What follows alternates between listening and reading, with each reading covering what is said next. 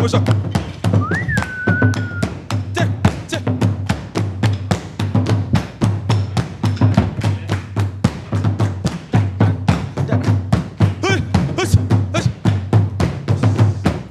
More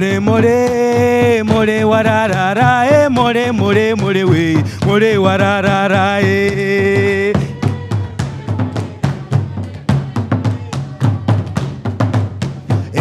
more we more wararara more wararara more we more wararara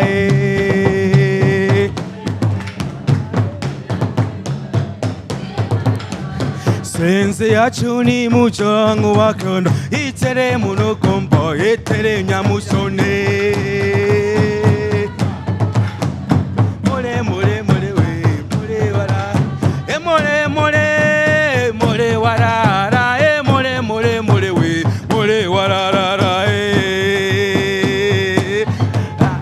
more we amasha more warara more we more warara more warara more we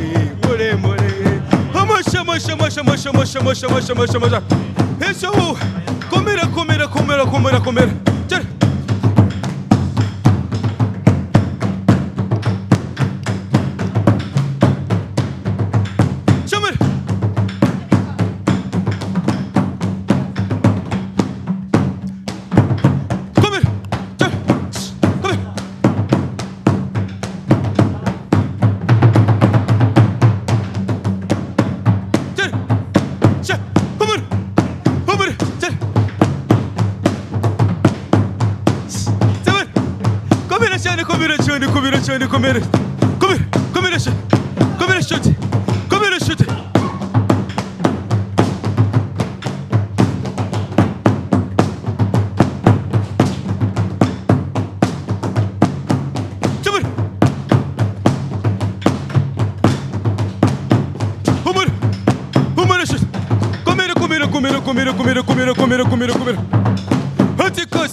Como queiram comida para se vender Jesus vende caburo tabdam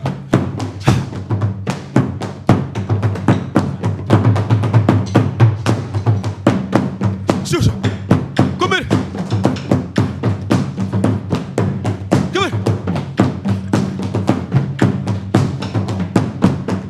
Xuxa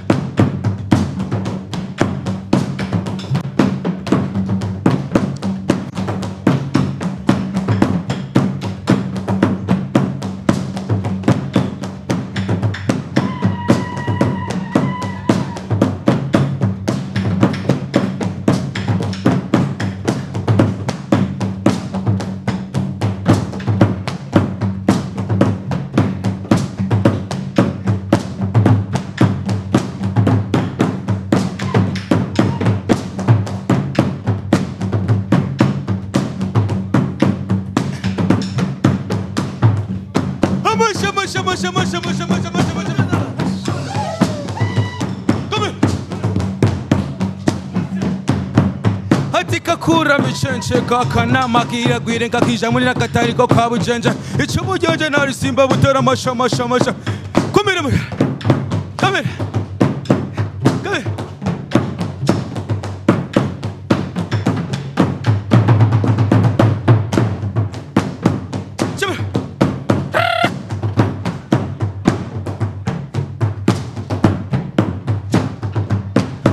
more warara more we more warara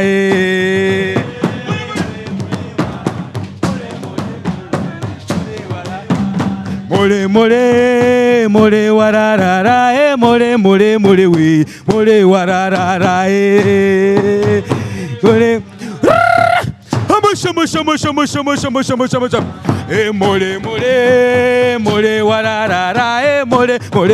we more warara more warara more we more warara more warara more we more warara more we more warara more we more warara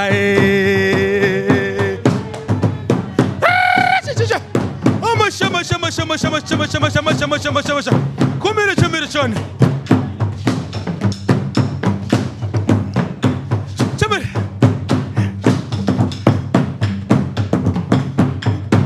Recording in progress.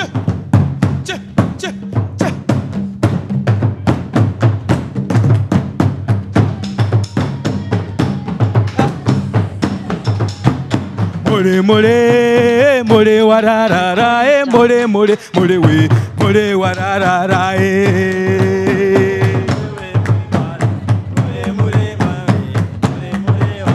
esinzi yashuni esenze nensisa esengurukum epete namusoze mole mole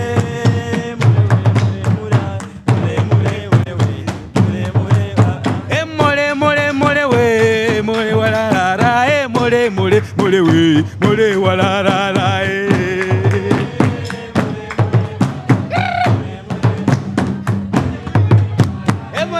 ya chuni we bones ya chun usis ya chun essenze namusore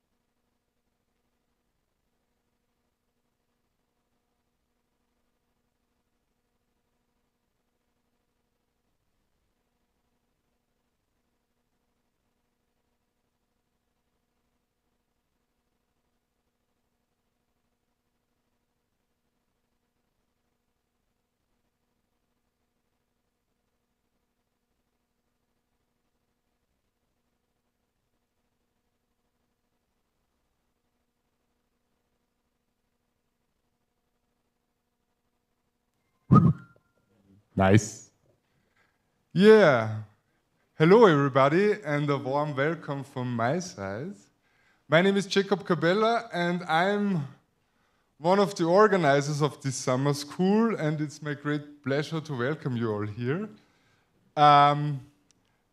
We thought it would be a good idea to use the first day to come together, to get acquainted to each other, and to have a first peek into the topic of this summer school, which is about better understanding wealth inequality and wealth dynamics, especially against the backdrop of the situation in Africa. We wanted to start by saying hello and doing self-introductions, but we have a small calamity. So as I said, I'm one of the organizers.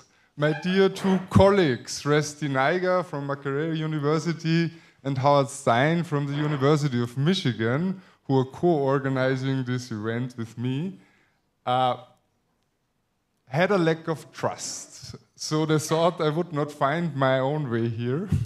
And they wanted to catch me at the hotel, which is where they are presumably now searching for me. I could not respond because of lack of internet. So you see, we are all very kind people, but we are not always perfectly organized.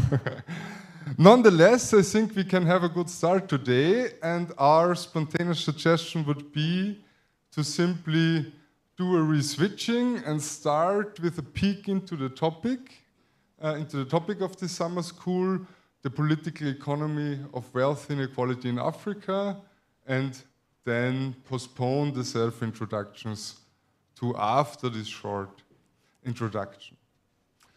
And for doing so, it is my great pleasure to ask Jörg Wiegratz on the floor. Jörg was so kind to prepare a short introductory talk that provides some flashlights on our key topics. Jörg Wiegratz is a professor at the University of Leeds. He is a political scientist, and as far as I understand, he has done research on Africa and on wealth inequality in Africa for a long time. So I could not think of a better person to introduce us to the topic. And I would all like you to welcome Jörg. Thanks, Jörg.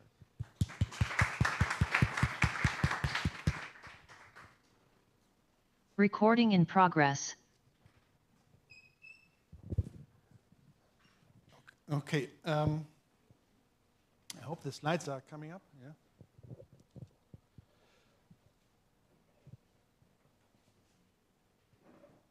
Okay. So welcome also. It's very exciting to be here and spend a whole week on this very important topic of wealth. Yeah, wealth in a capitalist society, in particular the Ugandan one. And so I think after many conferences on other topics, development, climate change, poverty reduction, and so on, it's really intriguing, I think, to put wealth at the center of the discussion, because arguably the capitalist system, of course, is a quite intriguing wealth production machine, yeah, that comes with a particular politics and a particular culture and so on. So it's great to basically make that the headline of this week's deliberations. Yeah, so I'm making an introduction here. I'm very honored to do this, and I think it's also maybe a good start to go into something very topical, which is what I find very intriguing is social media, TikTok, African TikTok stars, African entertainment stars such as Burna Boy and other giant stars of the music industry, and think about what maybe is going on in that sphere of social media, TikTok, YouTube, Instagram, and so on when it comes to earning a living, earning an income. And so the social media as a platform capitalism generally as a source of wealth for especially young Africans, for young Ugandans, young Kenyans, and so on. So that's my topic. I've been studying in Uganda for 20 years, and traditionally, or at the beginning, and for many, many years, I studied, of course, what we call the traditional sectors in Uganda, right? Agriculture, industrial development, manufacturing, value chain issues, and so on. And of course, a key observation there has always been that the Ugandan economic actors make so little of the value, they capture so little of the value of coffee, right? And of bananas and all the other traditional sectors, right? That are also in many ways linked to the colonial heritage and so on. So the percentages of what the Ugandans make in global coffee, etc., was always below 10%. So I've taught for years, and we know this for years. But now the question is, and that's my opening kind of point here, and then I go into the slides. Okay, so if we know in coffee the value capture is so low, below 10%, yeah, the farmer makes 1% or 2%, and many other sectors in Africa have that problem. But some years ago I wondered, what does Burna Boy make of the value of his song, yeah? So if globally a song comes out and $1 is made with that song, so how much is his value capture? Or his empire, his music team? Do they capture 30%, 40%, 50%? I was intrigued. So is there anything going on differently in Burna Boy's industry? And if so, why? And how does he negotiate that value? Does that make sense? Yeah? So I was hoping and expecting that the value capture of Burna Boy, of diamonds, platinum, and so on, and many others these days, Omale, is higher than this 2% that African actors make in coffee. So that's really my topic. Actually, is we have switched the topic. The topic is the one that you see in the. Wait, I think we have. Yeah. So now the topic of the printout you have here is the right one. So the topic is I cannot be nobody for life. Right. That's a line from O'Malley. New dynamics of wealth and social mobility in Africa in the time of platform capitalism. So, in short, my argument is while the offline economy, the actual old sectors, right, the traditional sector of coffee and so on, they might give actors many problems, and there's unemployment, and there's a job problem, and there's an income problem, and so on. But social media might be a different phenomenon. There might be different things going on, and you might have people who like not just the singers, but also other non-elite or non-celebrities, so-called economic actors that come from nowhere, and we have some examples in a moment, that make it big and become TikTok stars overnight, so to speak, and then generate and earn an income from that position. So that's my contribution to the summer school as an opening, yeah? So I start here, and this is not I don't have any publication, it's kind of an opening of a research topic, right? It's kind of something I have in mind to do a research project on. And last year I spent a week when I was in a research institute to put together this PowerPoint, and now I've updated a bit. And it's really to further open up the debate with some slides and examples, intriguing examples, and then look at the literature, the state of the literature, and then maybe propose some research options of, that how one can go about this in the African context. Yeah, that's my point really. So I don't know if you know that the biggest TikTok star is someone who was born in Senegal. And you see the headline here. Over 99 million followers, right? Now arguably more than when this thing came out. And then he made this career that I'm talking about here, the social mobility from poverty. He moves to now earning big figures and is basically a celebrity and goes to the same places where the other movie stars go and so on. He's a star now, right? So that's this person here. You see how the life he lives now. Goes to events, right? Goes to, yeah? I don't know if you know that case. And then you can Google, sorry, it's a bit small here, right? But you can, if you Google, you see here, Kabi Lame earns $4 million through TikTok each year, right? His net worth is $60 million, etc. So intriguing figures. And now he got also Italian citizenship. He was a refugee in Italy, and then he now got citizenship. So intriguing figures, and he's Senegalese. And he never had a job interview with TikTok. And those who know his profile, he doesn't even speak, right? I mean, maybe nowadays he sometimes speaks, but he basically makes a living from art, from gestures, from the way, and then somehow, I think during COVID or so, he shot through at some point, right? So, and here you see how he moves around like the Brad Pitts and the Burna Boys of the world. Yeah, how factory worker turned TikTok star Kabi Lame, 21, look at that age, yeah?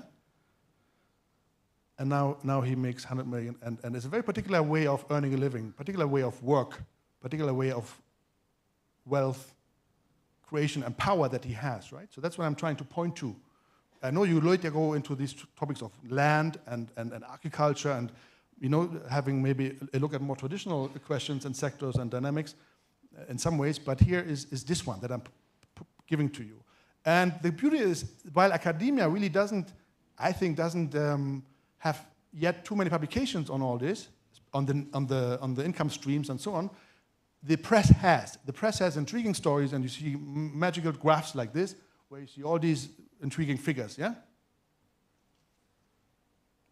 Do I have your attention? Yeah? Okay. So, and so I can go on and on. Intriguing, and really the point is, this is non-linear. You can't compare this to the offline economy in Kampala, and so to speak, yeah? It's a different phenomenon. It's platform, it's, and so on. Again, he didn't have a job interview, right? He doesn't need policy, so to speak, right? And so, so here further, you find all these intriguing pictures. And imagine also if you are somebody from Senegal or somebody who's also on TikTok, you think, okay, this is my colleague, actually. This is my colleague. So maybe how do I, copy paste, or how do I make it into some of these figures, maybe as a follower and as the income streams, right? Most world's most followed. And so he beat all the guys from Las Vegas, all the guys from New York, all the guys from Berlin, all the guys from Beijing. He beat them all. Do you hear me? He's the most followed. Why? How? What does it tell us? What does it tell us about the potential of social media and social mobility of African youth, right? So therefore, this is my topic. And I corrected the first name of Omar. It's an H, actually. I was just realizing today. So, and I think this line from Omar Lay captures a bit this aspiration that is quite, I think, widespread in the age of social media, in the age of people seeing these successes. They know there are things going on 24/7. Yeah, Kampala Street might be quiet at 3 a.m., but on social media you might make your breakthrough because your followers in America are clicking. Yeah, and there's an aspirational aspect to this, and this that I also want to highlight. And so, one of the first intriguing graphs I've seen years ago, not too much, 2 years ago, was this from YouTube, right? Where YouTube says these are the top earners. So remember, I started with Burna Boy, how much is his percentage, his capture? Now YouTube give me this, where they say these are our top earners in Africa. Intriguing again, substantial sums. There's also Masaka kids here in Uganda, and you have maybe seen the press coverage where they say, is this true? They're making hundreds of thousands of dollars. Okay, so, and now I just go on with some of these headlines, right, that I have screenshotted here for you. So YouTube, content creation, Africa, okay. Then here, South Africa's biggest TikTok stars are ranked. Okay, so they are significant. They're also in global rankings. And again, look at this age, yeah? So the age, this is about, the top stars are young people. 19-year-old from Pretoria and so on. Then you have other headlines these days, 8 ways Africans can earn on social media. And you have, the internet is full with these kind of articles. Advice, guidance, YouTube, right? You can create and earn money from Facebook. As a teenager in South Africa, how to make money, again, on social media, right? So it's you see the culture that also is promoted there, the aspirational aspects, right? And of course, the whole advisory set out there. And people are definitely, thousands of people try that route. So TikTok, how to make money. Okay, fine. By TikTok followers, so there's all sorts of things going on. One of the latest examples, so I met Resty some 2-3 months ago, and we talked about this, and then afterwards came out this article in the Kenyan press, where the article was about, hey, this village girl also became a TikTok sensation, a sensation. And what was her USP, so to speak, right? Her unique selling point. Why was she going viral? Because she, in a way, had some interesting videos about rural life in Kenya. And the press reports about it. And it's a beautiful story. Here's her story, right? So quiet, she records videos that capture the simplicity of rural life. That's her line. She's you see her, shy, soft-spoken, 24-year-old. So some of the skills that in a university setting they say you need to have to make it big in life, confident, big speaker, all that, might not be needed on TikTok. Remember, the Senegalese doesn't even speak. But he's, of course, a great artist and a great creative and a great, So, what else we have here? Most particular online personalities. And her videos are typical village girl who is so naive and so on. And then they say, right, this is just reading out, right? Or that's here in the press. And she has over 100,000 followers on TikTok and 2.3 million likes. So, long story here about her success story. And again, if you read that as a fellow Kenyan, you might say, okay, what's my take? What do I do? What do I do with this? Offline is difficult. Job interviews, difficult. CVs dropping, tarmacking and so on in Kenya. So, but online, maybe this is the way to go. TikTok influencer, alleged job and aspiration for Kenyan Generation Z. So this is other headlines. So the headline is, of course, here, a positive story, right? You have breakthroughs, you have stars, and there's a growing crowd of people who make this their full-time or core economic activity when it comes to incomes. There's another story, I built also some updates in today, so I found this today where from a Zambian teacher uses her TikTok to generate $500,000 to to invest or to help her build some school facilities, I think. Yeah? So you find all these amazing stories of money flowing and success of generating, it's incredible. It's just very intriguing. So this is when I looked the rural story for Kenya, I found this. So I just give you this as well. So here you have TikTok star Donna Muna Nyambe raises 500K. Okay. Of course, you can also find stories about breakdown and problems of the TikTokers, yeah? And I get to that in a moment. But you have lots of stories that from an economic point of view, from a wealth creation, poverty reduction, what's the future of work point of view are very, very intriguing. So, and then of course, I'm always looking at, okay, who analyzes this? Who has data? Who gives us some good baseline kind of understanding? So one of the also blogs I recommend, very good update, is this one here, the world of sharing in Kenya. So if you post too many of your kids and maybe then you have a fallout with your partner and so on. So maybe also how do you go about your account that you have built up together and so on. So this question of, I've also, I study sports and football in Uganda and in Kenya as well. And sometimes people their accounts get hacked. So they lose lots of their followers, and followers is money, isn't it? Yeah, so it's also intriguing. These also legal aspects of earning a living as influencers and then the family aspects and so on. So very good updated reading. And when I looked at figures and baseline reports for Kenya or Uganda, I didn't find too much, and I think generally the thing is understudied, but I found, for instance, here one report about Digital Kenya 2023 that had some good figures and some also influence advertising good figures there. Yeah, so the business press is full, relatively speaking. The business press is full with intriguing stuff. The consultancies type of thing, the McKinseys, I don't think they have yet produced a baseline report on income streams in Nairobi or Kampala, right? So, and the academia also not really, I think. They have studied social media and TikTok and so on, but with other topics than trying to capture what's going on in terms of value capture, wealth generation, and the rest. Okay, Uganda, right? You have intriguing examples again, these Masaka kids that were mentioned earlier when YouTube said these are our top earners in Africa. So you can follow there, look at this subscribers, 17.4 million. I don't know what this means in money, right? I don't have that figure yet. Sometimes also we do this as a by the way activity, updating my PowerPoint here.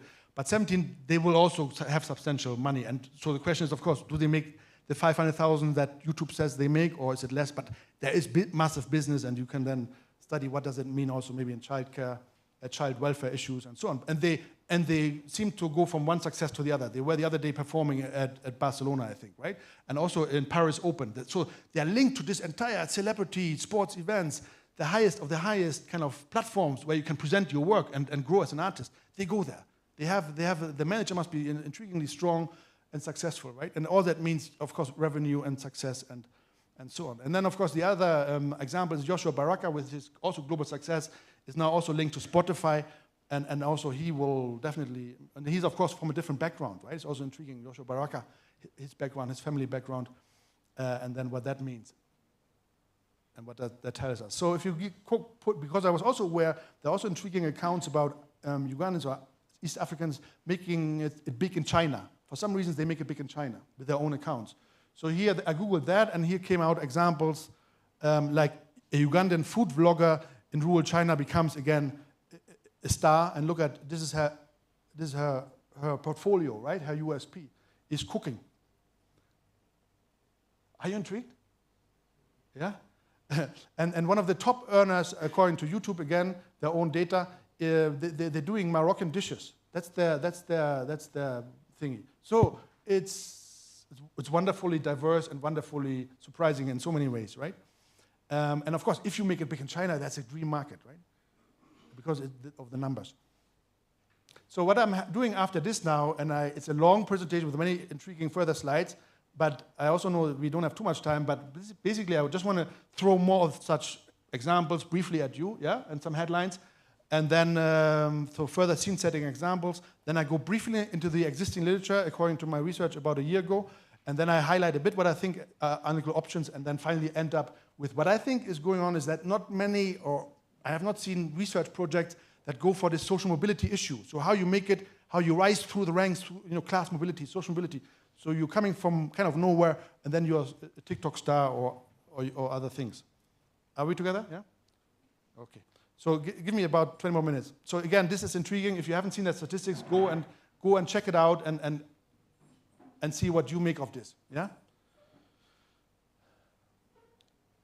So is it possible to make money on TikTok while in Africa? So you see, they're also framing the issue in the way we would frame it as wealth debate kind of scholars. Yeah. So it speaks very closely to our topic here. Can you make money? How? How much? Who? Why? How strong? How sustainable? Will you lose tomorrow? How can you grow and not lose maybe your followers and all that? So then I found something the South African press, they have some data about their most popular and highest paid TikTokers. So the number one is Vaya, number two is Princess Sachito, etc. So then, of course, you click and find out what are their USPs, why are they so famous. And it's very dynamic, right? It's a full economic sector, but I don't see it, I don't think Ugandan economy report will have something like, and in social media, our companies or our actors making this money, and this is how much we export, basically, services on TikTok, right? So there's lots of dynamics going on. It's very dynamic. So here you see what the top earners make there. So roughly a single TikTok live stream makes one of the key people here 36 euros, yeah? So that's half of the income, one quick stream, 2 minutes. Is kind of half of the average monthly income in Kampala of some workers, right? So again, the age thing that I highlight, and then here, another person here. This is South Africa, again, on the African continent. And then another example here. So somebody makes about 6K euros. Okay. So this is one of the number 2 or so, right, in the South African ranking. So she's famous for these kind of videos, you see? It's entertainment, it's art.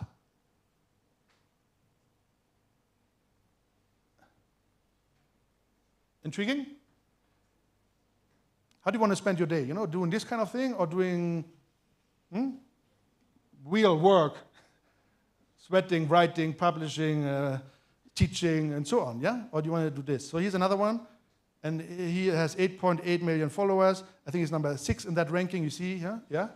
And he's famous for his humor. For his humor, yeah? We're all a bit humorous, yeah? Some of my friends say you should be a comedian.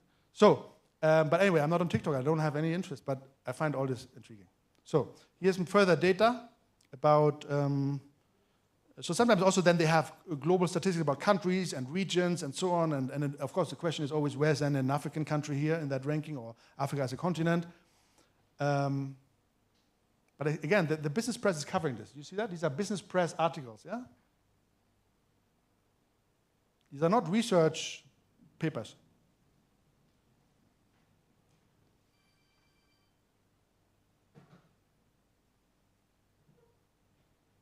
So there's then a lot of debate now among TikTokers and those interested in all that, and the business press about how this all monetization, right, of your, you see here that topic here? They call it TikTok monetization.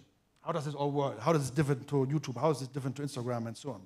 So that debate is going on, and I don't think academics are too much on top of these things or trying to follow all that, yeah? So time to celebrate our very first Africa Creator Hub graduates. So if you think this further, you might need at some point, some sort of maybe creativity hub for this kind of thing, maybe with proper facilities, and people can then do TikTok streaming 24/7 if they want to, if they have to speak to their markets, right? Then, of course, so it's very dynamic. You see here also Bill Gates saying that maybe even children content, so it's underexplored gold mine in Africa. So there's all sorts of problematic, of course, commercial ideas also going on, yeah? So I'm just saying that okay, so here's another one. Africa lists top 10 most popular TikTok celebrities in Africa. So if you don't have any clue about what might be, who they might be, etc., and you're interested in wealth, and you're interested in youth, and you're interested in these kind of things, maybe also slowly catch up and update yourself on, and think what this might also be then conclusions for Uganda, right, sort of. So here, another one is, of course, another about this platforms and social mobility is also dating sites. Yeah, so there's a similar interest in social mobility and such things.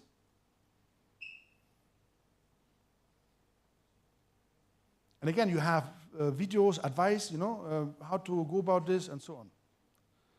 So, and then I go back to my initial point about Burna Boy. So you have richest musicians in Africa lists. Again, it's platform capitalism, music, entertainment, non-traditional sectors, right? It's not bananas, it's not coffee, it's something else. And the figures are significant. And of course, you can expect that these guys, they build further empires. They will nurture the next generation. So there's more to come from these corners. And here, of course, Ann Kazimir has also, you can also see these statistics. And they're you can find this data. Yeah? Ann Kazimir, you can see here how many followers, how much her net worth, and so on. These kind of things are going on in a very intriguing way that, of course, should be followed up then with proper research, right? So here they say Ann Kazimir, right, the famous Ugandan comedian, what she makes. Again, it's not comparable to the average wages, etc., at all. Yeah? And if she would not be on social media and just try to get money from the local shows, it would be much more difficult for her. And then this question that was in the Ugandan press, did the Masaka kids really earn 5 billion, yeah, which is about $1 million from YouTube in 1 year? And all this, of course, speaks to the general issue of the African rich celebrities, youth fame, yeah, and how is it possible that you become such an economic powerhouse and you live such lives, and you're a bit like, do you know how much Ronaldo makes from one tweet? I think roughly $1 million, last time I heard the figure. Yeah? One tweet, one endorsement or something, he gets $1 million, bang. Yeah? The question then is, what does Diamond, Platinum, etc., what does he make with a tweet? Yeah? And how does he want to catch up with Ronaldo?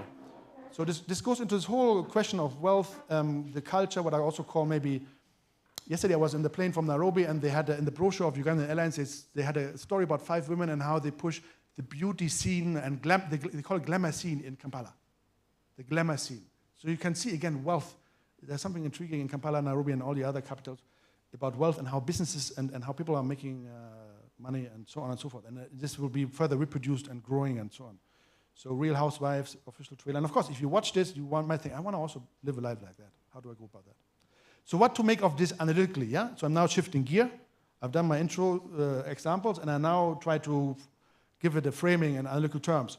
Again, when I sometimes research this, you have headlines in Nairobi here about just the impossibility of finding a job and so on in the Kenyan context. Here, it doesn't make sense. Yeah, so and so many thousand people try to apply for an army job in Kenya, and the same in Uganda. Yeah, so these figures, there's so much pressure on the few available jobs. So the headline here doesn't make sense. So about this impossibility of the figures between job seekers and jobs available and so on. So here my analytical proposal is to say, look, against the background of many African economies characterized or shaped by a widespread economic crisis and depression, yeah, in the offline economy, in the real economy out there, unemployment, life without a wage, that's also a topic out there, but people are saying, I don't even have a job, I don't have a wage, I don't know. I have something, but nothing like what I have maybe imagined as a high school student would be my wage job situation, right? So there's poverty, there's economic pressure and stress, very low average annual incomes, right? We know that in Uganda the average income is about $1,100, yeah? And a long history of African economic actors capturing small percentages of the value of global sectors, because the colonial powers and the TNCs and the powerhouses in Europe, etc., they capture the 70-80% and more. And therefore, this unequal trade, what we call unequal trade in the global economy, we have now, on the other hand, what I've just talked about. The biggest TikTok star and so on. We now have these social media platforms, therefore unlocking opportunities, non-linear. You don't need a job interview. You don't need the NRM government getting the policies right. You just have to create an account and find your followers, sort of, yeah? I'm not an expert on this, but that's how I would roughly summarize the difference, the contrast to the real economy. And of course, it's also a story of the impact of the COVID-19 pandemic, the digital earnings. So sometimes it's also framed as digital economy, digital capitalism, future digital capitalism, and so on. That's how this also kind of relates to these kind of issues. So we have now significant moves, I think. We don't know how many people are earning this kind of significant sums, right? 30 euros and so on, a tweet and the likes. So, but there's something about income, social mobility, lifestyle, status, success, fame, stardom, profession, work-leisure mix, right? But also ambition and so on. So it's my interest here is also to point out that there's something what I sometimes call the popularity of capitalism. Academics, right? I don't know in economics where you're from, but in political science, political economy, there's a lot of talk about crisis of capitalism and unemployment and poverty and climate change. And so basically you always expect the system will collapse and almost everybody hates it or is unhappy with it, etc. But when you step out in the real world, you leave your computer behind, you go to the shopping mall, people are happy with their shopping, they have their bags full, they have their soda, they consume. So this question of, is capitalism popular? What explains the popularity of capitalism? And maybe social media, TikTok stars are quite happy with the system and how it operates. So I'm also trying to drag it sometimes a bit the analytical lens away from crisis unemployment, the 2% questions, the coffee question and so on, and to these other dynamic aspects that the system also produces. Not to say that this is, I'm not, so the system is highly problematic, but it has these aspects that we need to pay attention to. So popular capitalism, or what I also call entertainment capitalism. Social media, TikTok is entertainment. People are watching it hours and hours and hours, right? And somehow people make money from that by advertisement and the rest. So you don't need even to negotiate prices, isn't it? You don't need to, it's all beautifully different with the algorithms and so on. It's a remarkable differences. So what is the academic literature saying? Yeah. So quickly, 10 minutes on that. Yeah. So you have some literatures on the future of work in Africa. I told you there's a debate about digital capitalism and platforms, of course. So sometimes you have books on digital citizenship, so the mobile phone and what it does in terms of democracy and elections and so on. And you see this book here, The Future of Work in Africa. So they also talk about the clickers and content. What do they call the? Basically, you're doing maybe phone work, or you are checking the content for Facebook, cleaning up, and these kind of jobs that also exist in Uganda, but on very low pay and very difficult working conditions, right? So you have some literature on that. You have something on digital entrepreneurship and so on. You see that, yeah? And maybe in there is a chapter that exactly talks about what I'm talking about here. So I need to check that further. But what I'm saying is that there are some books that are also on target in some ways.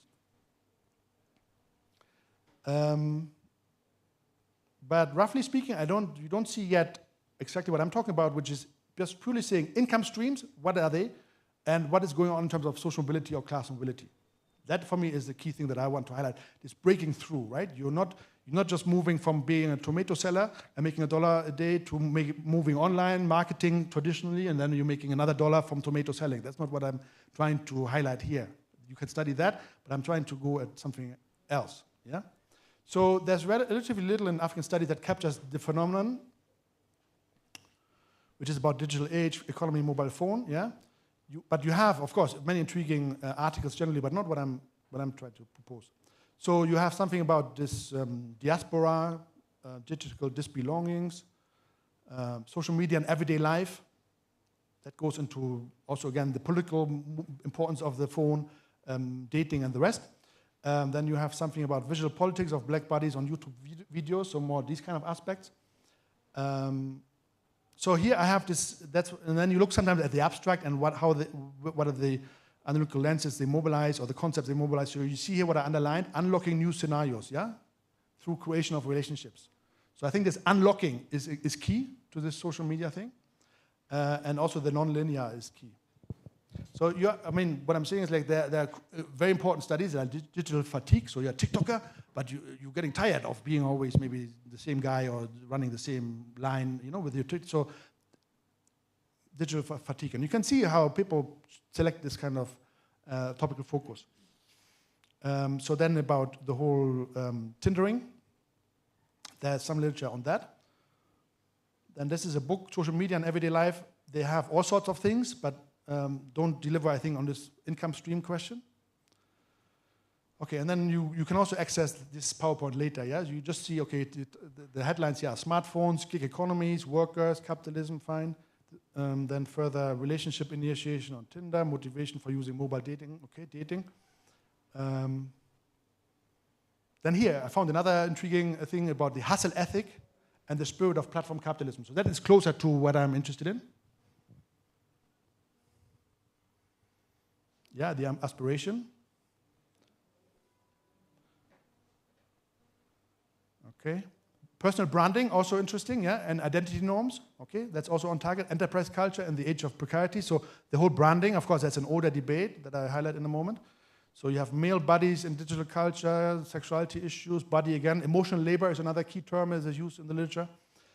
Emotions, you see that. It's a bit fast maybe, but I'm doing a little service, right? Seeing there's stuff going on emotions, on fatigue, on branding, and so on.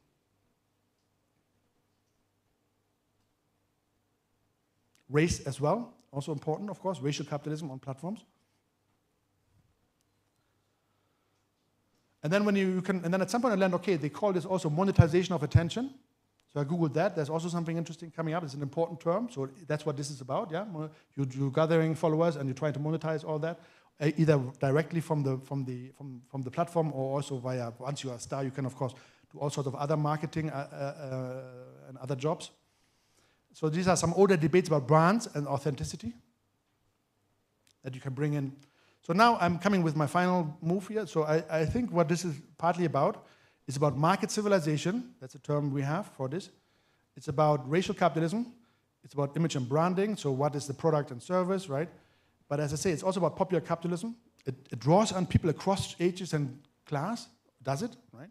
From a kid to pensioners. You have nowadays also big kid celebrities, children celebrities in America, managed by their parents, right? Highly problematic again, but you will see that also, and I think it's already in Kenya, I think, with one or two examples. Of course, you have here in Uganda, you have the kid that sings so nicely, and then Sudhir and his foundation picked him up, isn't it? How's he called? Fresh Kid, yeah? So I'm sure the oligarchs, yeah, who captured that kid, they will already have also some sort of, so you see the point about age, about class, right? And also there are intriguing pensioner successes out there, also older people. So you could ask then, to what extent these days is this a phenomenon of chance? So some people just make a breakthrough, they don't know how and why. It's not planned. Others might go into more planning. And I had in one audience in Bristol, there were Indian PhD students, and they said, yeah, in our country, the big guys, the oligarchs, the big powerhouses, they try to create the next TikToker. Yeah, they try to create the next success case, investing into your brand, investing into your platform, giving your creative advisors, and however that works. So you see, planned versus chance. Is there a rural-urban difference? Is there maybe, yeah. Okay. It's also about this issue. You can earn this living from home. There's an advert about being a model in Ginger that I will give you in a moment. They say, work from the comfort of home. Just turn on your laptop and then, or whatever, you know? So there also have a question that raises, of course, but it's also about this, and then you could check out and make some survey in that village where this TikToker is in his living room or her living room making substantial money and so on and being busy, and people are saying, are you working in there? You see? It breaks maybe with traditional understandings of work. Work is not just factory, office, or market. It's now also your bedroom or your living room or just going into the forest and using your social, you know, your phone to make your next stream, right? So it raises interesting things about cultural expectations around work, including is it in an office? Are people who are at home doing these streams, are they really working? And what is earned? Is it really earned income? You mean you're just doing nothing, you don't talk, you just do something, and then you get substantial money. What am I doing here with my actual market work and so on? So how do the underprivileged, the income poor, the unemployment fare in this? What profiles do the rich and better off actors create? That's Baraka. I think Baraka has a slightly, is from a more wealthy background, as far as I understand. Yeah, is that right?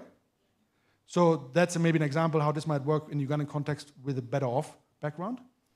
Yeah, and and it's also about chance, windfalls, fortune, psychology, emotional aspects. So I'm interested here in the source of wealth from platform capitalism and activities as a TikToker and so on there, but also maybe you could call it the promises of wealth that people are carrying in their mind, right?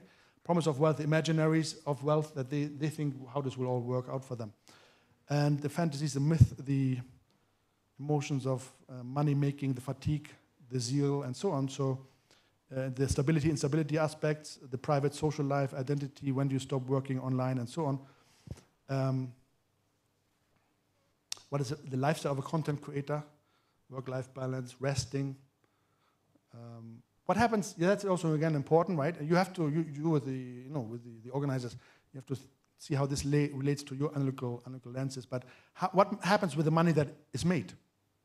And again, how does it differ from class and other backgrounds and other characteristics? So what do people make with these substantial sums that they have in their hand at some point?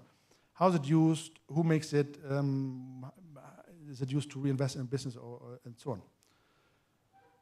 So it's all about these trajectories, I think. The acceleration issue. Maybe also people are maybe switching jobs entirely, yeah? They might say, this is all useless what I did here, my old profession. I just become a... So I hear now in America there's a trend that people are saying, high school, I don't finish, I don't have time for that. I'm already TikTok star at 14, 15, and so on. So there will be a lot of these non-traditional trajectories, I think.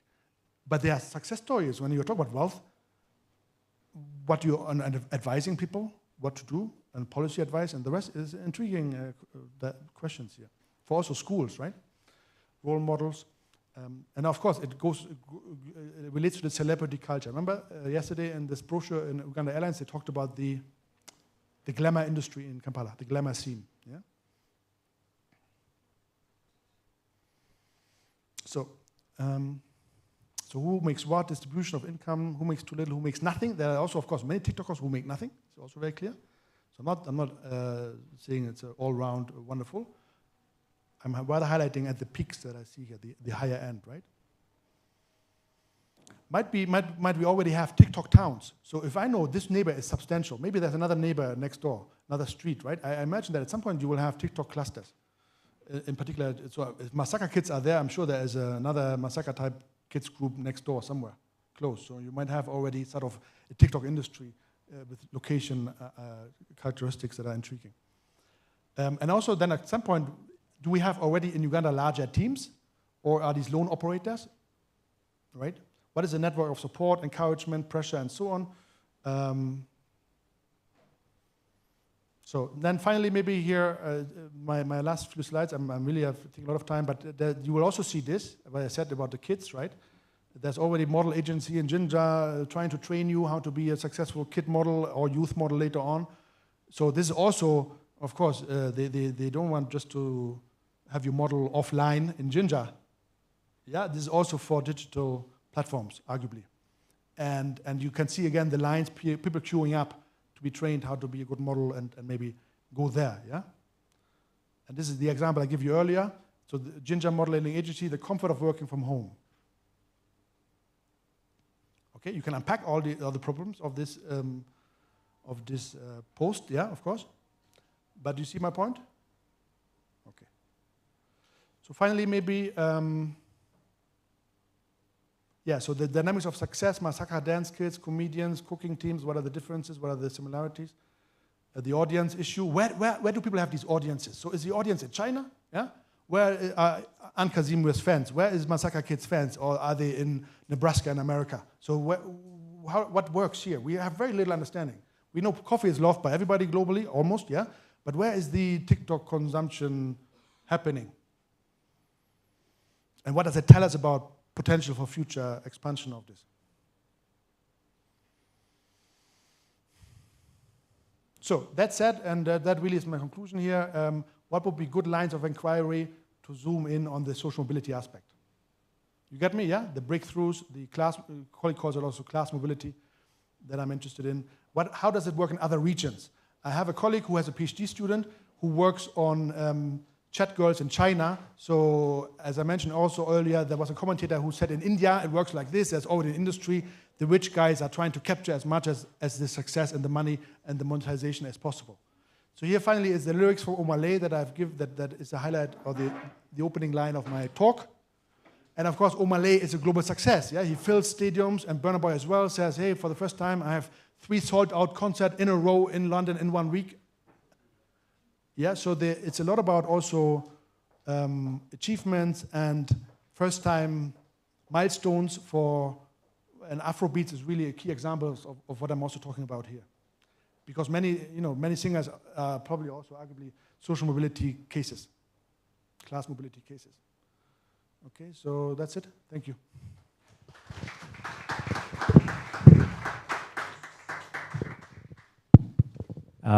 Thank you very much, Dr. Omar, right?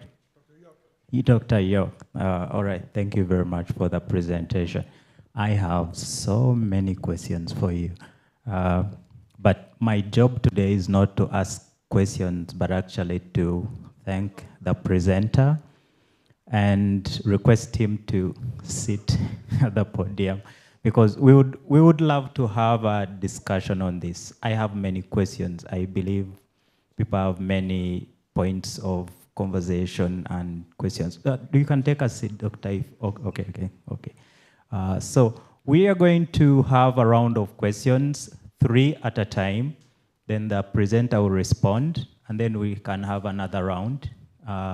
We shall wait maybe until like the next 30 minutes until Doctor is here, and we can get more details on what the program is, irrespective of what you already have on your desk. I believe Doctor will have more information, so we can take the first round of questions. Questions, comments, contributions?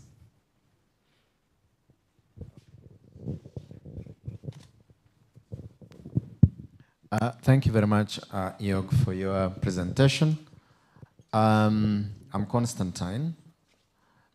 My comment on this very interesting line of thoughts as far as wealth creation is concerned is perhaps about the need for information and the generation that has picked up on, for instance, the use of the social media. And then, of course, we have the technology that goes with it, and that is having, for instance, smartphones and maybe tabs, tablets, and computers. So whether it is young people, of course, the kind of mention you've made there is that young people are very much engaged in this kind of, the Masaka kids. Lame there is still young, and some of these people that sees that, look, I have a talent and I want to share it with others. So the avenue is there, the social media is there. But of course, in the end, it has been able also to raise some money. So I believe the generation has come that is able to actually use these streams of social media to really, inform. So that means that the commodity that we are looking at this point is the information that the world over people are very interested to share. So along the way, it became so important that the youth have picked it up, and I believe that is one way of making money. So it definitely will expand, and I believe it is worth getting to study it, and then we see how best we can also make money out of that. And as you mentioned correctly, there are certain things that we might put in the market, but we don't make money out of that, and yet it's very useful. But people are hungry for very instant, quick information, and I think they're willing to pay for it. So I thought this is very interesting, and I want to make it really as a comment. Thank you very much. Thank you very much for the comment. I would like to take the next question, comment, and if there is no question or comment at this time, I can. Yes, please. Please try to limit your comment to a minute or so, because we are already over time. Okay. Thank you. My name is Dixon. I'm a PhD candidate in University of Johannesburg. My question to Doctor is about the restrictions from the West. As we're talking about the wealth inequality in Africa, even digitally, For example, you're talking about TikTok. So in Africa, a country has to first negotiate with TikTok, even to earn money. That's what Nairobi has done. For example, even if you're popular in Uganda, it's hard for you to earn the money. It's only X that has opened up. Even YouTube, for example, if you're an American, I'm in Africa, we may not earn the same money, yet probably have the same content or probably have more viewership. So I think the discussion should rotate more about how do you open the restrictions in Africa that happened so many years, decolonization and colonialism. So for me, that's where I see the challenge is, but not out of like, we don't know what to do, or people like the talent here. Thank you. Thank you very much. I would like to take the last question or comment before Doctor can respond. If there is no question or comment right now, I can invite Doctor to respond to the comments and questions raised. I mean, you mentioned an important term, talent. Yeah, talent is really what is also key. Aspiration, talent, and talent again has, as the Masaka kids example also shows, there's the age issue is also interesting there. So, and the second comment about the policy aspects, I agree with that as well. There will be inequalities, there will be restrictions, there will be what we call trade barriers, so to speak, yeah? But we need a baseline study, I think, first to understand what goes on in terms of income streams. So what are people earning, why and how, and so on. And then get into the details of their business models, but also, of course, then ask them and find out about these inequalities, yeah, that you mentioned, and to what extent also the algorithm that, of course, is designed not in Nairobi or not in Kampala, arguably, for some of these platforms, but in other regions, right? And therefore, is there a bias again against African content creators? So that all needs, again, when you, as I showed, there are other studies that focus on emotions and identity issues, but if you focus more centrally on the whole income stream question and the different dimensions of that, I think there is a lot to gain, and it's very important. Let alone what government respond or responses of, institutions like education and schools, and should you therefore have maybe more creativity teaching that makes you capable of exploiting such opportunities or seeing them in the first place, right? So, but it's also really interesting to keep going at this question about what is unique about the sector vis-a-vis the offline economy and the other traditional sectors. I think that's also interesting to just carve out a bit the particularity of this moment of Uganda in the platform, in the time of platform capitalism, and in the time of, you can have a TikTok account that gives you money. So I think it's really important to dig deeper, right, and expand what we know about this. But because also at some point, I think you could expect that social media and platform earnings of the ones I mentioned, they should be in the Ministry of Finance report. So you have lengthy, they have lengthy reports about coffee and tourism and the rest, but maybe this sector already is in some ways comparable to the other export sector.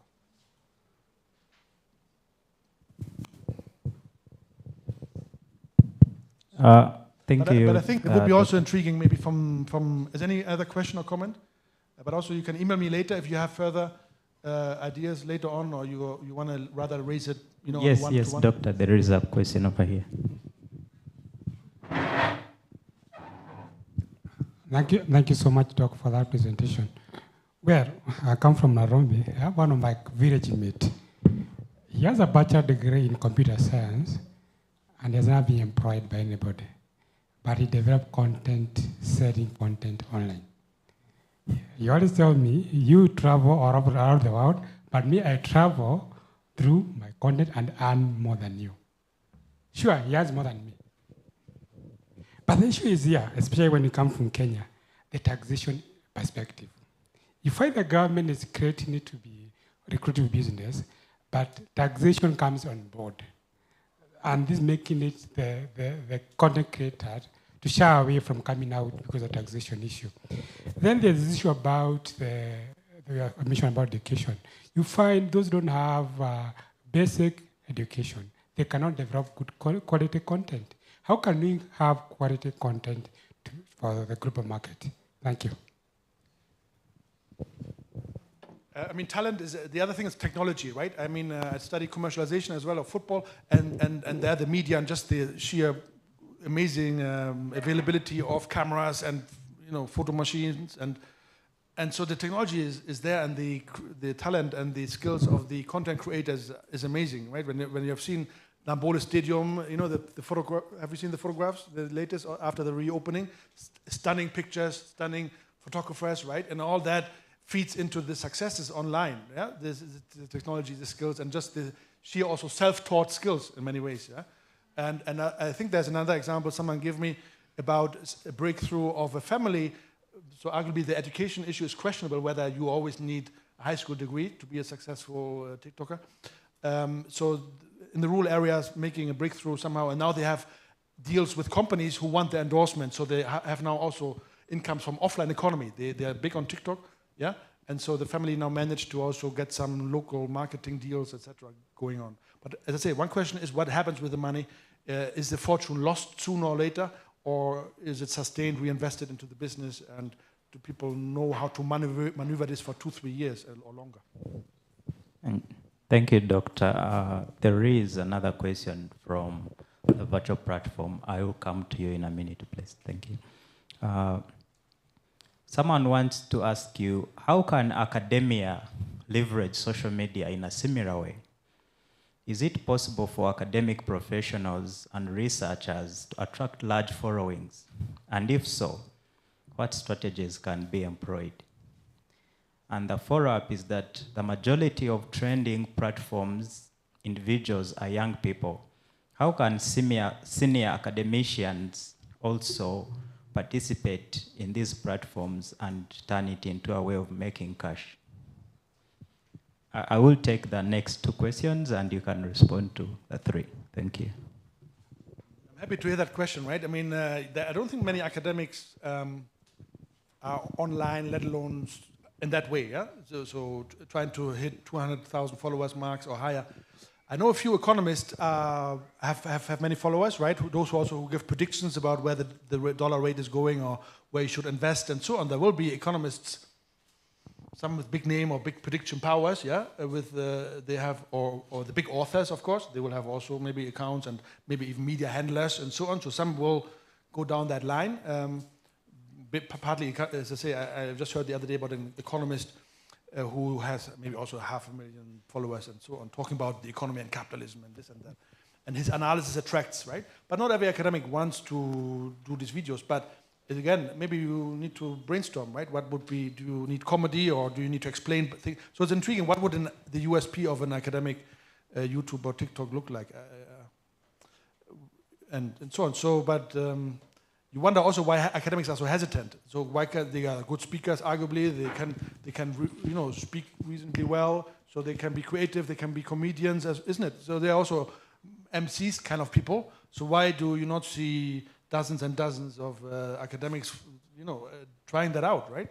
Also because of reaching just their audience in different ways. If they are, they can also just say, I'm an educator, I also make money, but basically I'm trying to educate just differently with different. So we'll see where that goes. Maybe the younger, I imagine a younger person who is already so used to social media and becomes an academic, yeah, and maybe a star academic with a name. These days these careers are very they might write also 1 or 2 good papers, but also they're making their profile and their followers and their name from other activities, So there's something interesting to come, or is also worth finding out.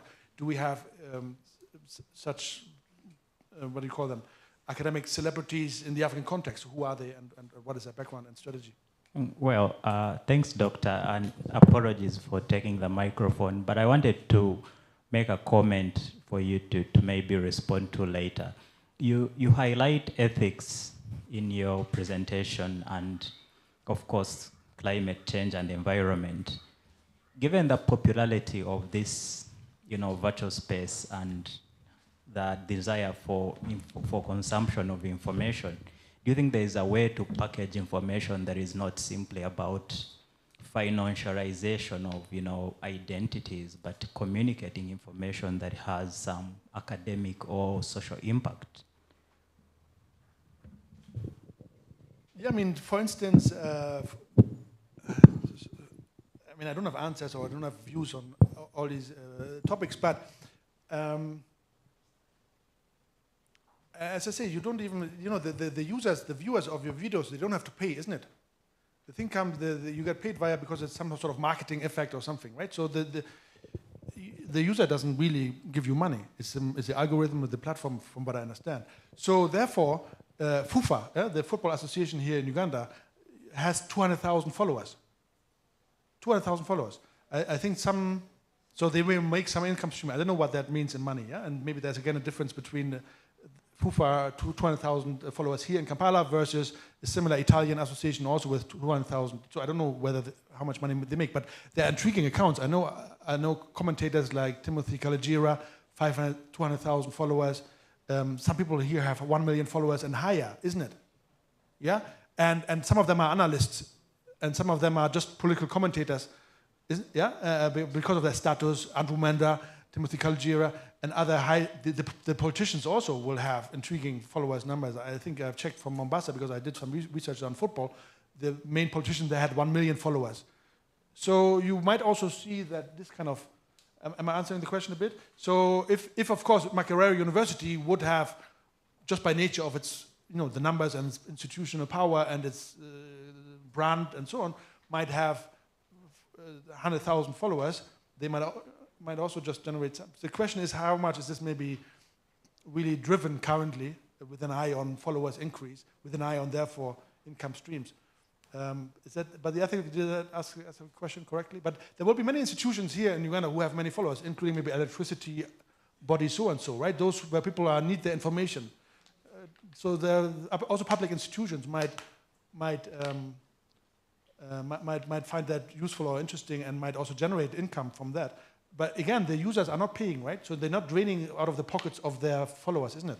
So you just might be a general citizen or consumer or reader of the UMEMO and so on, or Electricity Authority or KCCA news, and just by the algorithm gives KCCA money. So again, you might exploit that more and more intensively as some public institutions here than you have done so far, because the money comes from, isn't it, from the global economy somewhere. I don't know where TikTok gets the money that then goes to KCCA. Yeah? Okay, thank you so much, Prof, for the great presentation.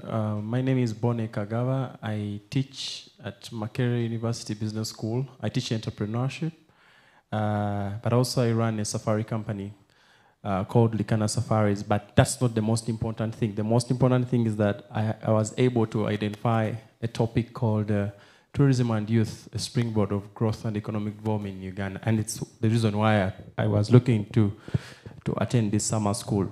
Prof, what are your thoughts about tourism and youth and development in a country called Uganda, where we are selling gorilla permits to a foreign non-resident to see a gorilla for 1 hour, and he pays government of Uganda $800 per hour? And don't you think we had many million arrivals in this country to come and just see gorillas when they have not done anything? We could be really tackling issues of poverty and inequality, not only among the Ugandans, but also those areas that are conservation catchment areas for where these primates are. Because you look at how we are struggling to make coffee, to export what, but we could just export nature, best weather, best food, culture, best pineapple, and primates like chimps, gorillas, and all of us at Makerere would get higher pays because the government is taking in a lot of revenue from that. What are your thoughts about that? I see you know a lot of statistics about our country than even we know. I'm looking at you and I'm like, how are you able even to know all these things? Maybe because you're a researcher, but what are your thoughts about taking tourism into perspective vis-a-vis the social media you're talking about and the youth and creation of wealth in the country? Thank you so much. Sorry for taking long. Yeah, we shall take one more question. There was someone here. Okay. Thank you for the presentation. My name is Sylvia Nabasumba, a PhD candidate in the School of Agriculture and Environmental Sciences. From the discussion, what I get is the need to rethink the different approaches to generating wealth, more so moving from the linear approaches to non-linear approaches. Why? Because gone are the days when we still assume linearity and rationality in terms of decision making, especially the economic decision making and investment. So it requires, I think, the need to change from linearity so that we employ irrational decisions as long as they are able to generate revenue. However, I'm also wondering the sustainability of this, because you know the market changes, the demand changes, the taste and preference changes. So today the TikTokers may make a lot of money, but the money may not be sustainable for a long period of time, because other TikTokers will keep on rising, and then tastes, even in viewing, may change. So how can they keep competitive and sustaining their ventures, even as they generate money for themselves, but also the communities? Thank you.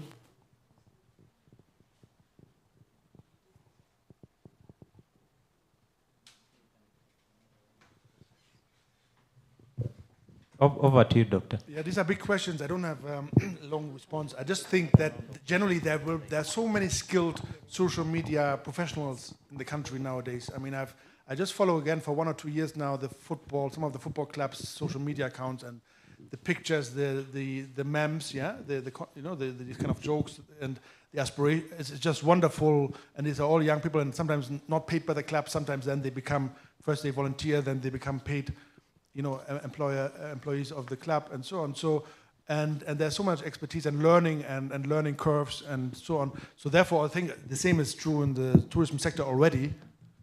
So I don't know whether you meant that what can tourism do better digitally, but I don't have views on all that. But I know during COVID I used to watch sometimes, or at least I put in my diary, watch this. They had sometimes live streaming from safari parks in Kruger or something, yeah. And I thought that's maybe relaxing for 2 hours to just follow a safari online, yeah?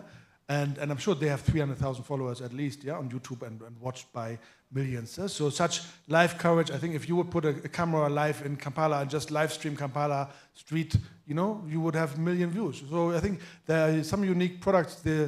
I still don't understand fully why maybe some of the football is not just broadcasted more, and it's not easy, and I would even pay to watch KCCA against Vipers, on a Sunday afternoon in winter in Leeds, and pay $1 or $5 and so on, to just to have that content and they connect. So I think they're still with the media, with the technologies, and with pay as you go, sort of easy, very easy. So I think they're still with a lot of opportunities to just give them the tourism experience, if that's what show nature of Uganda, show a walk to a live stream audio, and I'm sure that maybe it's already done. But I remember during COVID I was intrigued by these Kruger National Park sort of live streams. And is that what you're hinting at? A bit. There was another question or comment from the lady at the back. I guess a comment. Any other questions? Otherwise, someone would like to ask another question, but they already had the opportunity. Just to say, maybe also as a follow-up, you ask how do people sustain these accounts, right? So you might need a conference on that. You might invite these TikTokers and their media handlers and their technology and photographers and videographers and makeup artists and so on. All that is out there to make some of these accounts successful and growing. And you might want to invite them into the university space and ask them about their trajectories and their learning and their mistakes and their, how they, because also they have risks, right? I hear sometimes some celebrities here, they know if they talk a bit off, maybe politically or culturally, they also risk losing followers. Yeah. So these kind of strategies of celebrities may be also worth investigating. Again, what it means for the income streams, for wealth creation, how they maybe also are mentors and so on for younger and other their friends maybe also try tips. So I think there's a whole industry that we are not really studying. Yeah, let alone the sport clubs, the social media teams, and so on, and their experience and their journeys in this global capitalism, in this platform capitalism, and so on and so forth. Thanks, Doctor. You actually mentioned something that is already happening about live streaming the city. There is a program on Discovery called Europe from Above. if anyone watches that, it's literally visiting cities and having an aerial view and picking particular features that might be very intriguing, very historical, very important, and that's what a show is. And I find it very intriguing, and you really get to travel the world while you're seated right in your living room. Yes, so over to you. Thank you very much. I really wanted to comment on the issue of sustainability. I think the one very unique thing about TikTokers and stuff is that most of these young people are actually not trained in school. They just come up with some creation, and then perhaps they have some people have just actually not gone to school. They just have a smartphone and they find a way of using it in a very unique way, and then it sells. So if we are talking about wealth creation at this point, I think the key thing here is, if we are interested in, for instance, our government relating to my colleague talking about gorilla tourism and stuff. So I think we need to we tap into the exuberance of the youth about using this social media and make it a little bit formal in our schools. Because if we get someone may have not gone to school so much, but he has the talent to use these smartphones, create content and things like that. If we can make money, then we need to help such people to create content that can actually sell and improve on the lot of our youth. So I think formalizing training to some extent on things like that can sell. Because now the very issue you raise about academician also using social media to, some of the issues that academicians deal with can be boring sometimes. But then, they may be boring, but then they can also be very illuminating in a way. Because if somebody is researching about frogs and stuff, and then you're trying to sell such information, say, now, why should I read something about frogs? And yet, in the end, it could be about health, improvement kind of research. But the young people may not really appreciate what is going on there. So I think we need to find a way of, for instance, when you look at the dynamics of how costly the cost of internet or the bands that we use, it discourages people. The people cannot afford to buy bundles in Uganda here, and yet somebody could be talented. So we need to find out how government should find a way of regulating that. I think we should keep on the discussion so that we see how we can help our society develop, actually. Thank you very much. Sorry, Doctor, if I may. Yes, please. I'll come over to you. You touched two issues. I'm pretty sure frogs are quite interesting. There's a lot of television on Nature Geographic and Discovery, hours of streaming where subjects are reptiles, and frogs tend to come out as some of the most interesting animals. On the issue of internet and maybe whether the youth or people in Uganda have access, yes, this might be an issue, Doctor, of consideration when you try to compare demographic statistics and this, fame that has cropped up, because the percentage of people that have access to smartphones and can afford the amount of data you need to really stream is not very high given Uganda's income, per capita. Thank you. Thank you very much. My name is Helen Remamo. It is not a question, but probably throwing more light on tourism and the youth. What I'd like to say is, what I've realized is that this $800 that you talk about is government subtracts a percentage, which it sends back to the communities where those gorillas are. So the people in those communities are able to get a percentage of that money. What I don't know is how much the youth benefit, or what's the percentage of the youth in those places. Another thing is, when these tourists go there to probably Bwindi and other communities, these community members have different businesses that they are doing there. which are able to benefit the community members. So that's what I wanted to add on what they were saying. Thank you. Doctor, I would like to add one more question, as this will be the last round of questions. Thank you. Thank you for the presentation, Doctor. TikTok cases and experience is great, but in your opinion, how sustainable is this? Looking at the related platforms such as Twitter, lately, algorithms have changed, and the influencers are losing viewership and activity because of changes. Can we predict with certainty that this will not happen to TikTok? Some foresight, please, if there are any studies. Thank you.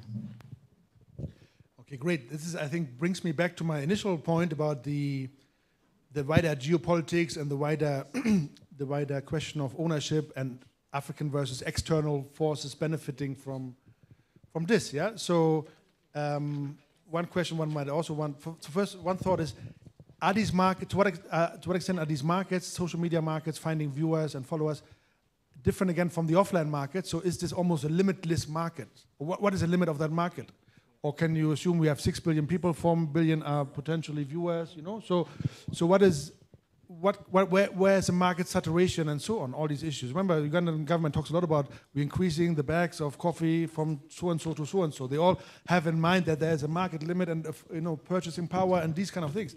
But to what extent does the African content creator face a different market phenomenon there with unlimited? You can find your frog followers. How many do you need? 200,000 out of 4 billion to make it $2,000 a month, right? So what do you need? We need more clarity on these figures, I think, on these ratios between followers and what is realistic and how does this market move? Yeah, and what are the risks of losing followers? Is this technology, algorithm, or just getting it wrong, making a misstep, or just less frog lovers, or is it sort of the stability? So the other traditional questions that we usually ask about business and economics and success and wealth, etc., can also be applied and maybe in a modified form, and you will find intriguing answers. And also, as I said, I have cases in football where people lost their followers, their accounts, because they were hacked into. So, of course, then that is kind of like a fire in your factory, isn't it? I don't know what the real life example comparison would be, but how can you protect that you can't be hacked into or less, and you can just recover and maybe reload your profile even after a hack into all that? So there you might have other industries that might be important to further protect the wealth that you're trying to capture, and also today and tomorrow.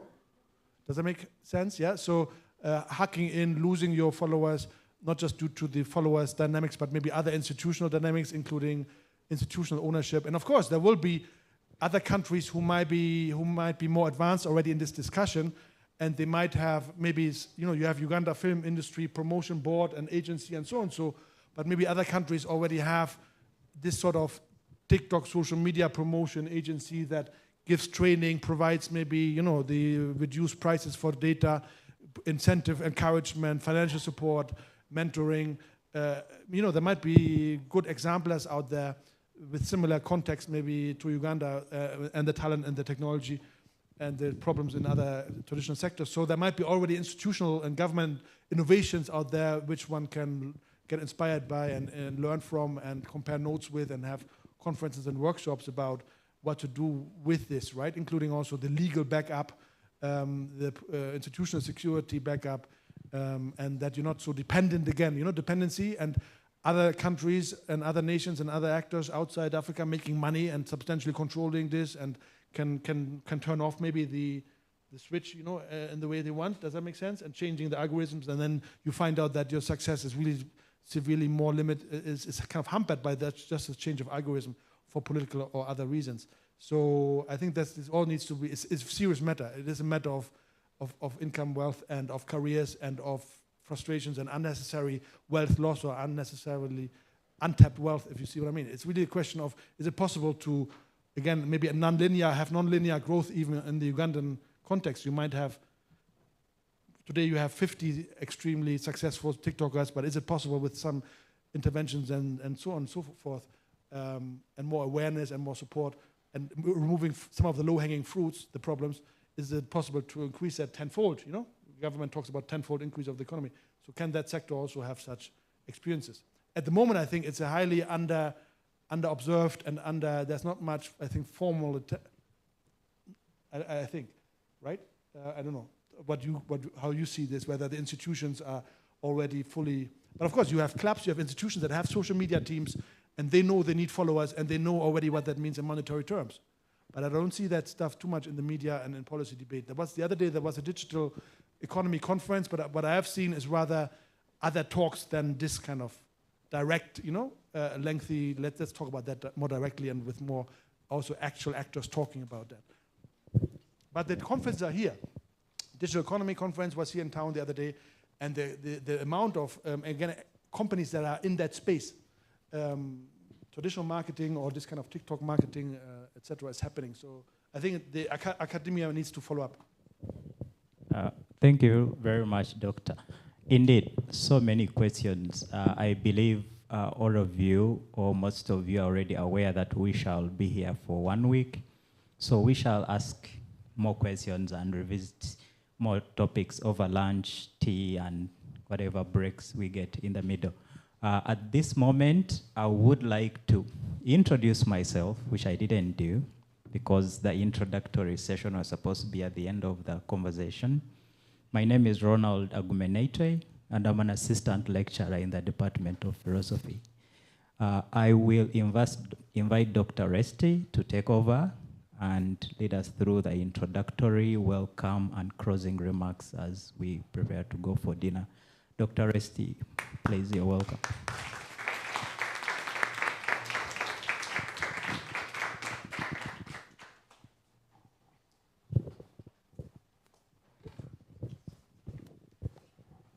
Good evening, everyone. I'm extremely excited. We are greatly humbled for the big turn-up, even in the late evening. Right now, today, it was really an informal interaction with this opening, interesting opening lecture. Jog, we can't thank you enough. You talk with a lot of interest about this topic, and it excited everyone. We could see that right from the questions where people did not want event to stop. This evening, the task is simple now. We would like to have a set of introduction. Each of us will have an opportunity to say your name and the university you come from. And then we would also like you to say, in one sentence, what intrigues you about this summer school, or what would be your expectation? I'll begin with, my name is Resti Naiga.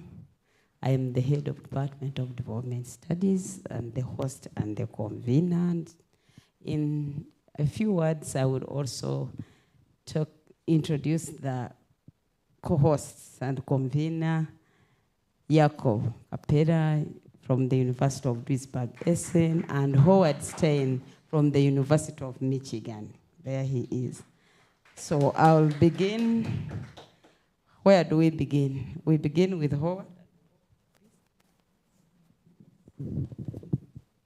I want to first thank Resti and Jakob and the staff and Paul, who's worked out of the University of Duisburg, for putting us together. It's an extraordinarily onerous job, and we hope a rewarding one. Just to give you, I won't go on too long, but let me go on for at least 1 minute or so. The extraordinary importance of this moment cannot be overstated. The growth of inequality is often looked at only in income terms, but wealth is extremely important for understanding power dynamics and the nature of what's going on both locally in Africa and globally. And there's been such a lack of analysis of this absolutely central issue. And we hope that we can bring together the discussions in what has actually been very badly neglected, not only in Africa but elsewhere, and understanding the dynamics of inequality and its consequences. Because it's extremely important understanding the nature of global capitalism and how it's evolved over time, and how wealth in itself manifests the nature of the politics and political economy in Africa and elsewhere, and the nature in which Africa is integrated in a global economy. And basically, it's a long discussion about where it came out of, but it really came out of initial discussions out of a workshop we held here in basically April of 2023 on land issues, land dispossession, accumulation, and livelihoods. And that set the whole discussion of land is so central for understanding wealth and its dynamics. And it leads to the broader question of how it fits into the whole context of the transformation on the continent, which is incredibly important. And so I'll stop very quickly there, but the last thing I want to say is that I'm incredibly happy to see the response that we've had. And an absolutely central issue here is you cannot understand wealth from a single discipline. It by nature is a complex set of interrelated issues in which we need multi-disciplines and interdisciplinary discussions and conversations.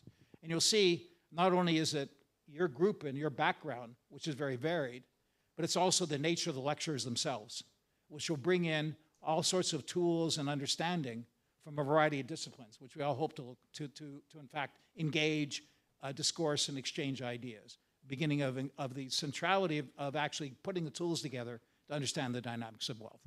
And so once again, thank you all for coming. We're literally looking forward to this week. We've been working on it for quite some time. We want to thank also the Volkswagen Foundation and Jakob and our German contacts for making this possible. Without them, it would have been very difficult. But let me stop there and I'll pass the mic on.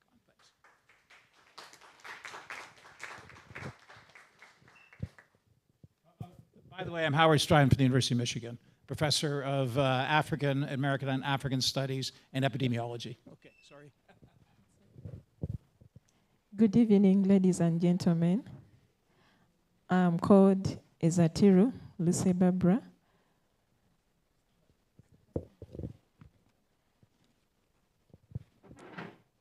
I'm called Ezatiru Lucy Barbara, a student at Makerere University doing my master's in development study. Some of my expectation for this summer school, of course, I expect to gain knowledge on different disciplines and also how to develop different research topics, and most importantly, how I can earn from these topics. Thank you. Thank you. Good evening. My name is Karen Akello. I'm a student too of development studies, and my expectation is how we can transform these inequalities and understand the different dynamics and why these inequalities keep coming and going on. Thank you.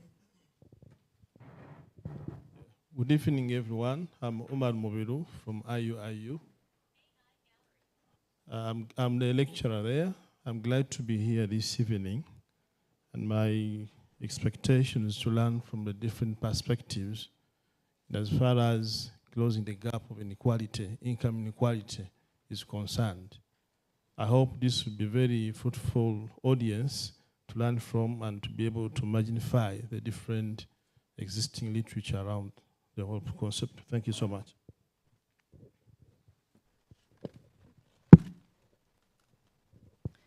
Protocol observed. Greetings, ladies and gentlemen.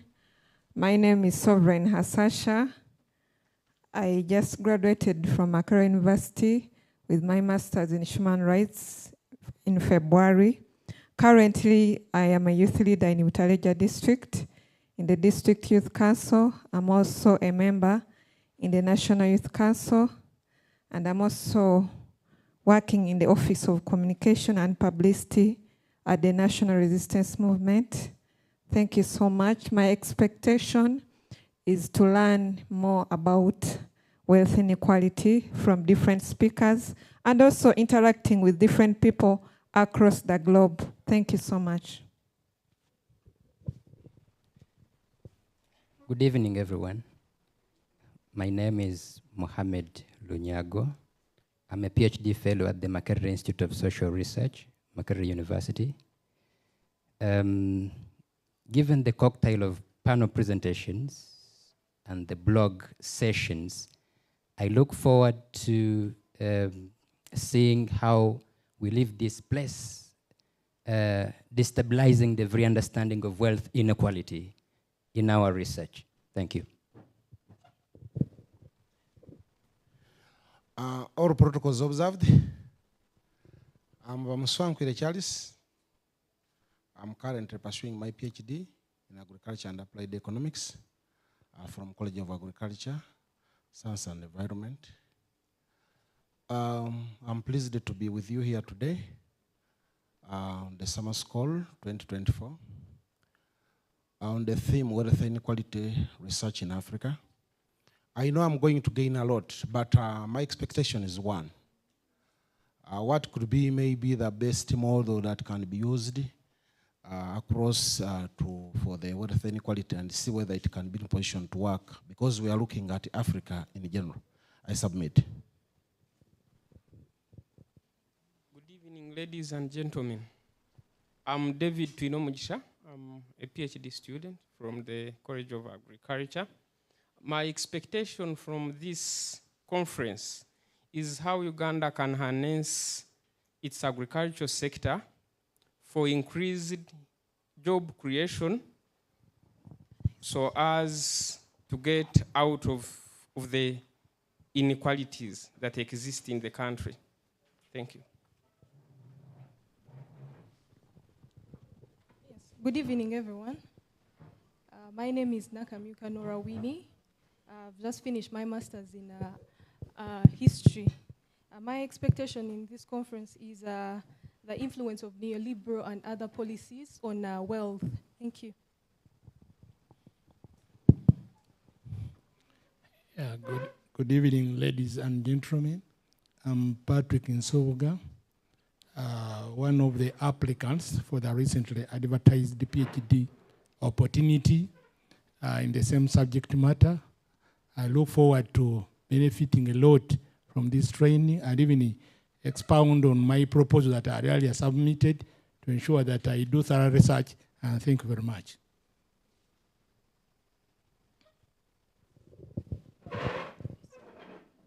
Good evening, ladies and gentlemen. I'm called Maria Makandru, also an applicant for this PhD opportunity. My expectation is to understand how wealth inequality affects the different vulnerable groups and communities in Uganda with respect to land acquisition. Thank you. Good evening, everyone. I'm James Kaja. I'm a finalist, Masters of Public Health at the School of Public Health. I hope to develop a wealth creation mindset from this summer school. Thank you.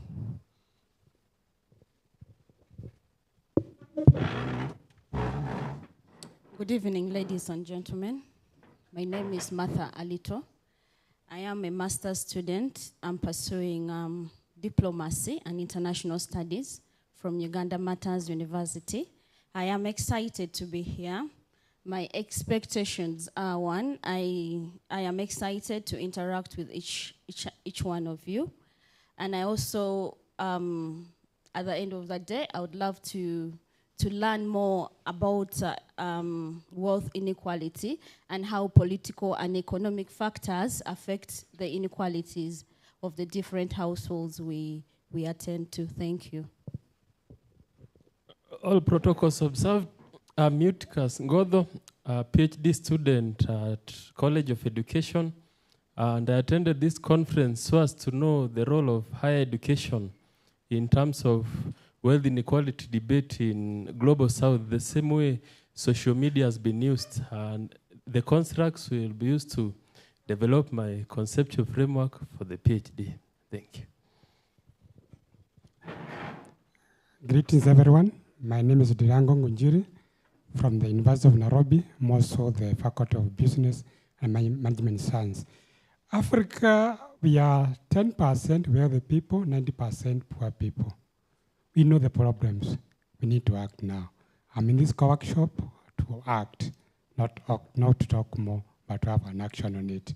Thank you.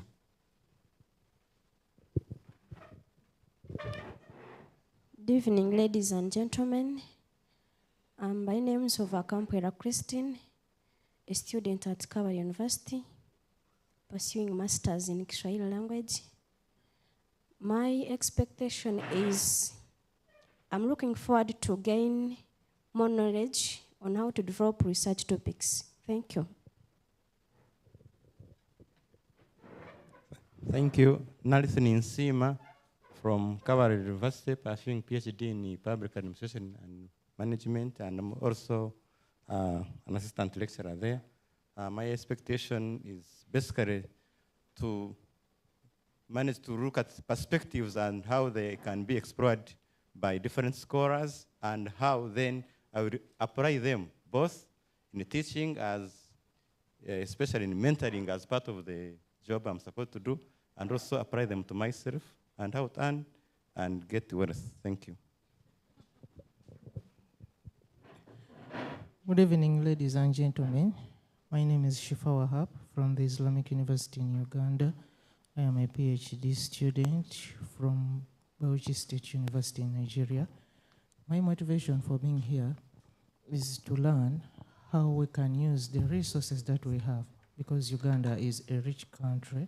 So how can we use the resources to reduce the inequality gap we have, and we change the mindset of the youth so that they can be more creative and we reduce the unemployment gap. Thank you. My name is Mary Becorine. I have a Doctor of Philosophy in Political Science. I'm a lecturer at Kawa University in the Faculty of Arts and Social Sciences. I'm privileged to be here. I'm concerned about the inequality in Uganda and Africa at large, which is very rampant.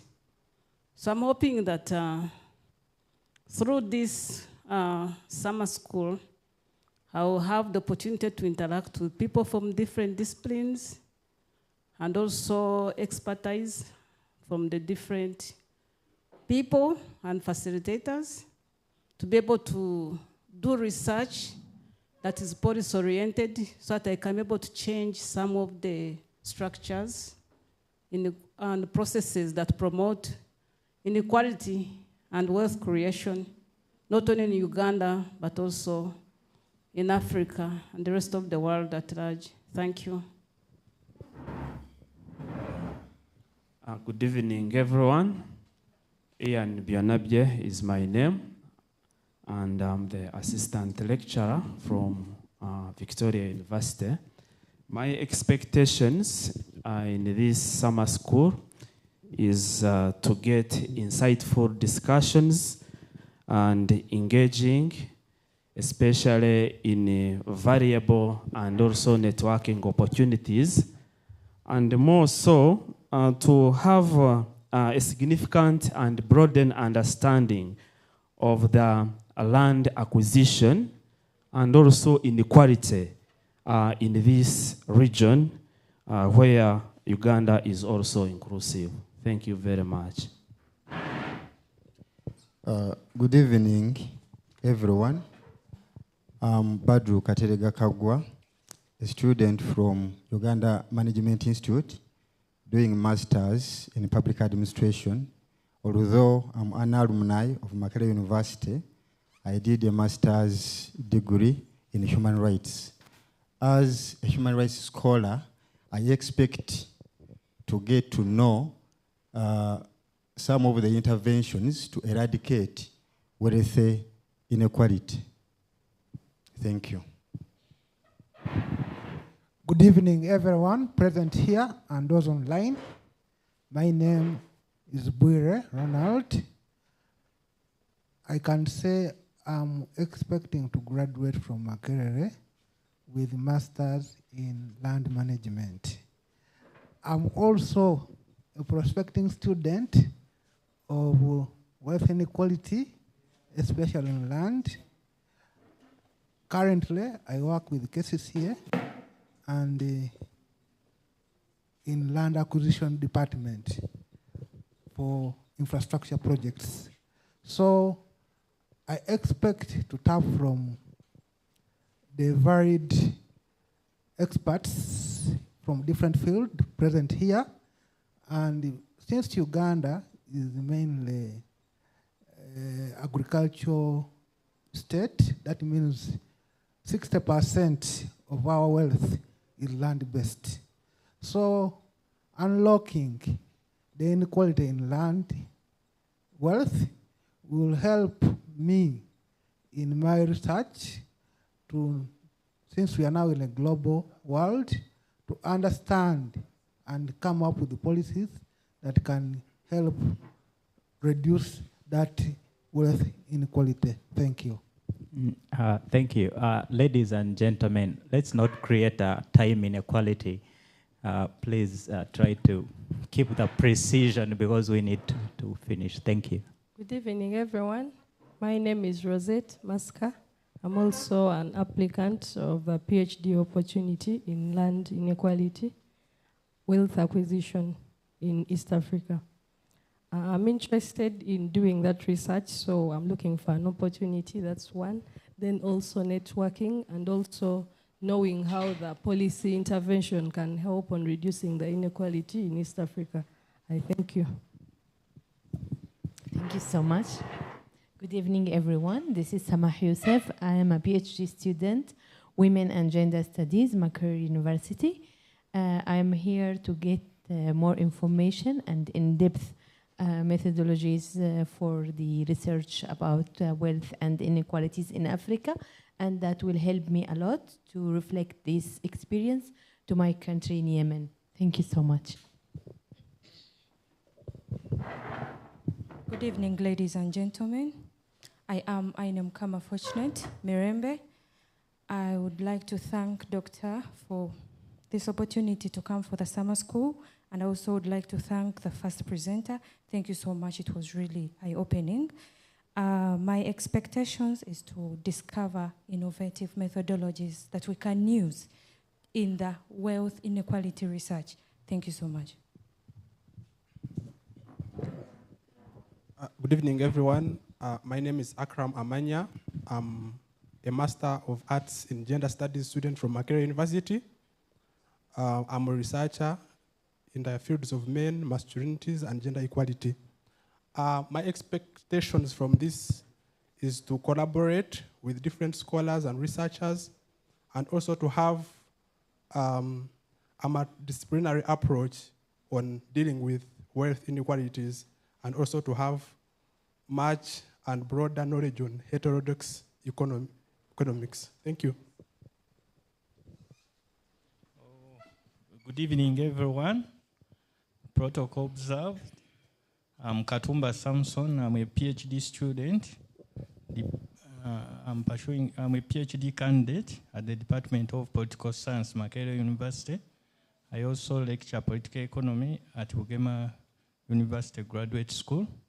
My expectation centers on publication and also sharing knowledge on the various analyses on wealth accumulation in post-colonial Africa. Thank you. Good evening, ladies and gentlemen. Chamanya Martin is my name.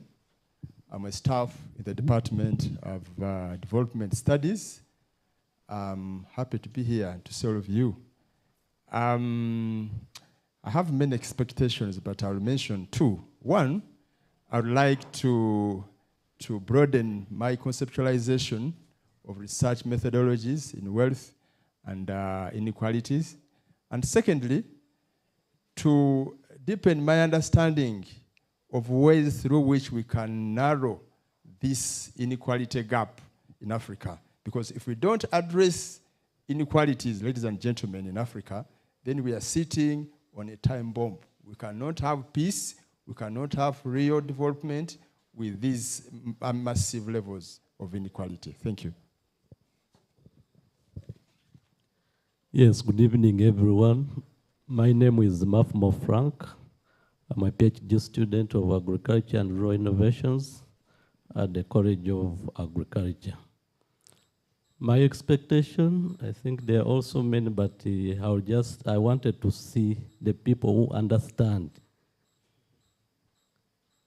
inequality. And I've seen them, and I will learn more from them. Thank you. Thank you.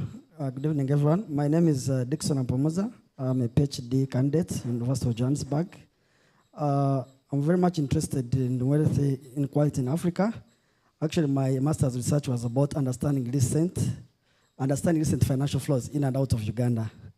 And my findings actually show that we lose a lot to the West than here.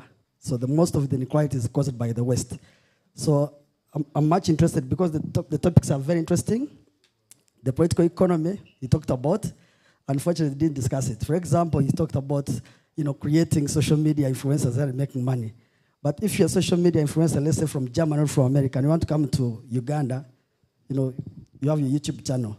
You can easily access Uganda. You can easily get a visa. I'm imagining a TikTok from Uganda wanting to, to film in Germany or USA. How long it will take them?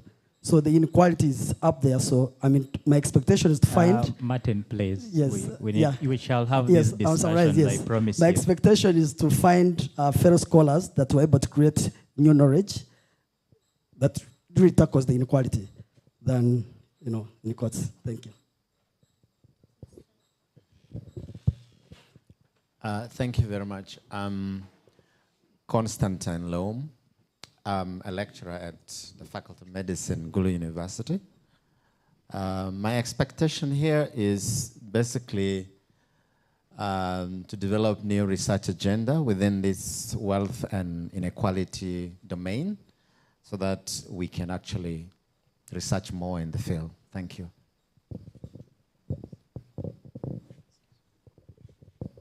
Good evening, everyone. My name is Elisa. I am a PhD candidate in anthropology at the University of Torino in Italy, and I'm a research fellow at the Refugee Law Project here in Makerere in Kampala.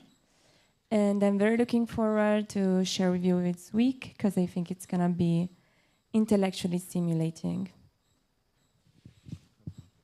Good evening, ladies and gentlemen. I'm Stephen Bamu. I have a master's in economic policy and planning from COBAMS. Currently, I'm working for the Galton Women Economic Empowerment Uganda.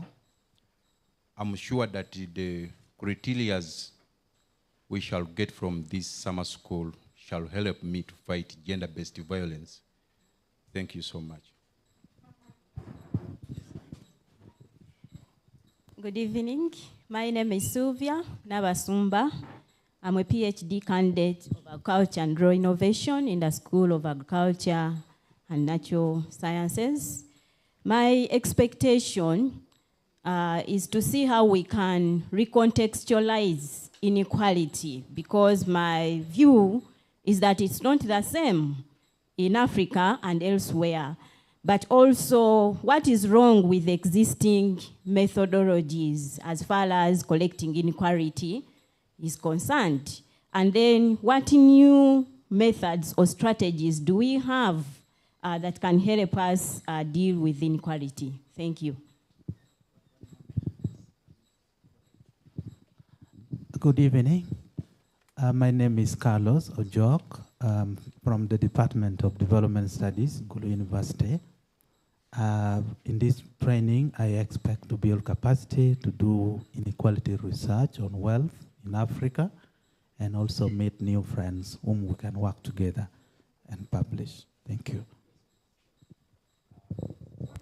One quick announcement. If you haven't registered, please put up your arm, then I'll come to you. Over to you. Okay. Good evening, ladies and gentlemen. Omjisha Merivian is my name. I'm a PhD student, Makerere University at COBAMS. My research interest is digital financial inclusion, so I'm interested in knowing how we can use the digital platforms to include the formerly unexcluded individuals in order to increase their income. Thank you very much. Good evening, everyone. My name is Robi Yosef. I'm a PhD student from Makerere Institute of Social Research. and I expect to have some knowledge on the wealth inequalities and social reproduction. Good evening. My name is Tom David Oraj from Gulu University. I expect to learn a lot of things about wealth inequality, especially the opportunities and document them. Thank you. Yes, good evening, everyone. I'm called Chan Wat Vincent. I come from the Department of Development Studies, Gulu University. My expectation is to broaden my perspective on wealth inequality. Thanks. Yeah, good evening to all of you, and thanks for having me. My name is Moritz Heimler. I'm studying the Master's Socioeconomics at the University Duisburg-Essen